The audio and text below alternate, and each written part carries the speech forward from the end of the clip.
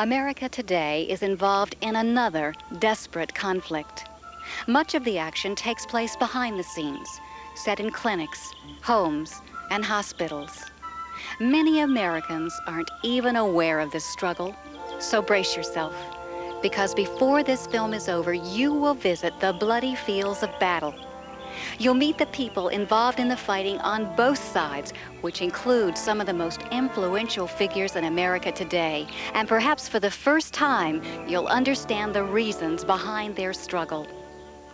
Our story concerns abortion and began, strangely enough, in this relatively peaceful suburb of Los Angeles.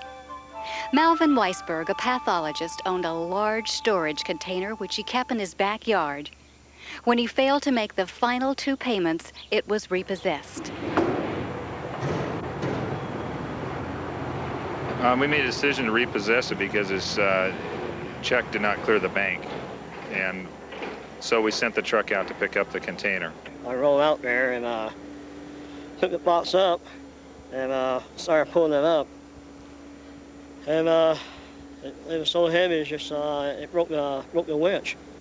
And we couldn't get it off the trailer, so we had to leave it on the trailer because it was too heavy. So I was asked by Nick to have a crew go down and unload the container at the other yard. I got a radio call that from Ron Gillette, the foreman, and he said the men were throwing up and there was something really wrong. One of them fell down and hit me right in front of my feet. And it was opened up, and there it was. It was a mutilated body. And the more closer I looked at it, it was a human body. And when I came to work the following day, I saw it myself. I couldn't believe it. And just little bitty babies, just all quarter pieces. Their heads chopped off, arms, legs, it just makes you sick to see something like that. Well, really, it's just, it makes you want to cry when you see something like that. Starting at the very front of this container, it was just wall clear to the ceiling and clear to the sides, filled with them. I really don't want to witness it again. Not what I saw. Well, as the supervisor for the County of Los Angeles, we found out through the media that 17,000 infants had been stored in a container. So we asked for an investigation by the district attorney and the coroner's office. We found approximately 190 were over 20 weeks of age. I think some as old as 25, 27 weeks. Mr. Antonovich contacted Mr. Gutierrez. Glenn Wong is a funeral director for a major Los Angeles mortuary. Ask us to go ahead and handle the burial of the fetuses. How I came involved was they were asking if it were possible to have anyone photograph these fetuses, and I so happened to be also a photographer. How many fetuses were actually involved in the autopsies? There were approximately about 44, if I'm correct. And why were the autopsies performed? They were to find out why, or what was the reason of the cause of death. That wasn't apparent? Apparently not. No, I've seen some of these fetuses, and believe me, they were apart. There were some where the eyes were bulging and some where the chest cavity was ripped open. I do remember one where I saw a hand and a feet all apart. So it was kind of like the hands were intact, the feet were intact, and everything else was more like just a little potpourri, a little of everything, and that was it. That kind of turned me.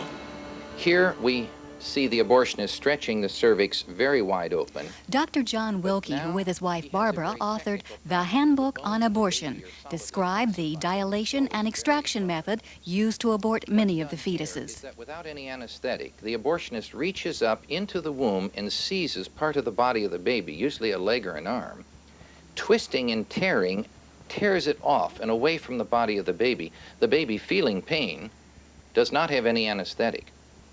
Bleeding is extreme.